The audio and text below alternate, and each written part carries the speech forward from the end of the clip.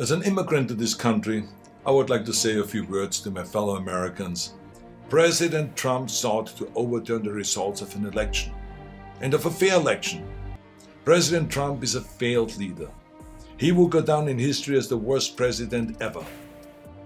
The good thing is that he soon will be as irrelevant as an old tweet. Very aware of Kristallnacht, or the Night of Broken Glass.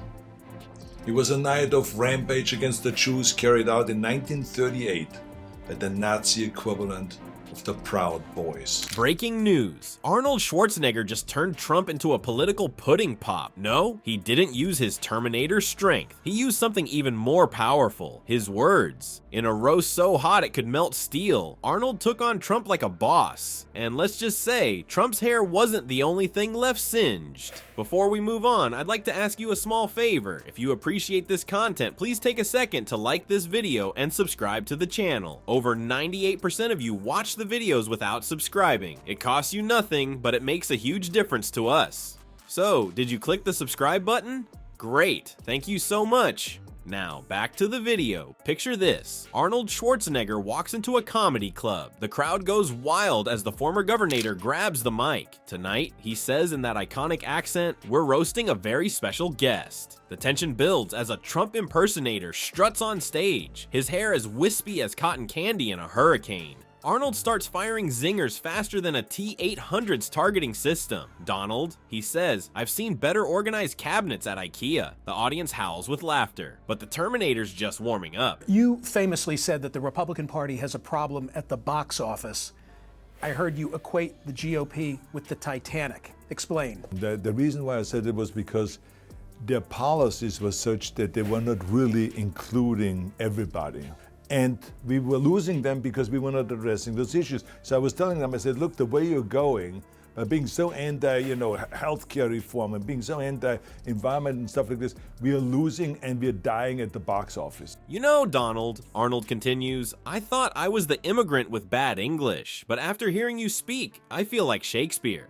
The Trump impersonator's face turns as orange as, well, you know. Arnold's on a roll now, each jab referencing real Trump tweets or statements. "Remember when you said you had a very good brain? Well, I've seen better brains in a zombie movie." The crowd's in stitches, and even the Trump impersonator is struggling to keep a straight face. But the governor's just getting started. "Donald, you're like a bad movie sequel. You promise something new, but it's just the same old plot with worse special effects." The audience is practically rolling on the floor at this point. As the roast builds to a crescendo, Arnold delivers his most brutal one-liner yet. And they hired a big movie star, Arnold Schwarzenegger, to take my place.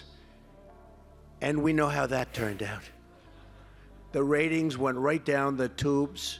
It's been a total disaster. Arnold, I have a great idea.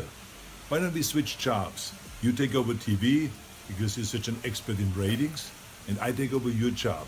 And then people can finally sleep comfortably again. So being from Europe, I've seen firsthand how things can spin out of control. I know there is a fear in this country and all over the world that something like this could happen right here. "You know, Donald," he says, leaning in close, "I've been in a lot of action movies. But the only thing more explosive than my stunts is your Twitter feed after a bad taco bowl." The Trump impersonator's jaw drops. The crowd goes wild. It's the kind of punchline that sends Trump fans into meltdown faster than you can say "cuff-f." But Arnold's not done. He's got one more zinger up his sleeve. "Donald," he says, "you always talk about making America great again, but the only thing you've made great again is late-night comedy." With that final blow, the Trump impersonator storms off stage to the sound of sad trombone music. The audience is on their feet, cheering louder than a Trump rally, but with better hair. As the laughter dies down, a familiar buzz fills the air. Phones light up faster than Trump's ego after a rally. What's causing this digital wildfire? Turns out Arnold's roast just broke the internet harder than Kim K's famous photo shoot. Twitter explodes with reactions from celebs, politicians, and regular folks alike. It's like the whole world decided to join in on the fun. Even some surprising faces pop up in Team Arnold. Who knew the Terminator had so many friends in high places? George Takei tweets, "Oh my, Arnold just terminated Trump's ego. Hasta la vista, baby." What do you think about Donald Trump running for president again? I think that's the past. And I think that we have to march into the future. And I think there are very talented people in this country on the Republican side that can run. So I will go, look in the future rather than in a rear mirror. Meanwhile, AOC chimes in with, I haven't seen a takedown this epic since, well, ever. Governor for president. But the real shocker, Mitt Romney of all people decides to get in on the action. He tweets, I may not agree with Arnold on everything, but credit where credit's due. That was a masterclass in political humor, roasted orange. As the tweets keep pouring in, everyone's waiting with bated breath for the inevitable Trump meltdown. It's like watching a volcano about to erupt, except this one spews word salad instead of lava. Finally, after what feels like an eternity, or about 15 minutes in Trump time, the man himself responds. And boy, is it a doozy. Trump's thumbs go into overdrive, unleashing a tweet storm that would make a hurricane jealous. The only thing is that we don't have to go under completely. We don't have to wait for that moment. Let's change and let's go and be more open and go back to this kind of like a big tent idea of Ronald Reagan. And I think this is why we have helped it to some extent here in California with getting rid of gerrymandering and to do redistricting reform and to have open primaries. Independents are about to overtake Republicans in California. What can California do differently?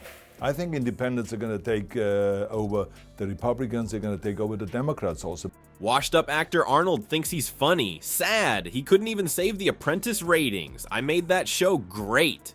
But Trump doesn't stop there. Oh no, he's just getting warmed up. Arnold should stick to lifting weights. His jokes are weak. Maybe if he spent less time at the gym and more time studying politics, he'd understand how amazing I am. And the coup de grace. I heard Arnold's accent is fake, probably learned it from a failing acting school. I speak American, the best language.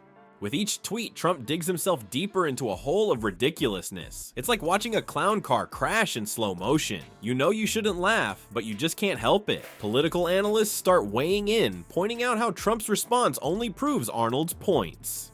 One commentator notes, it's like he's determined to turn Arnold's comedy routine into a documentary.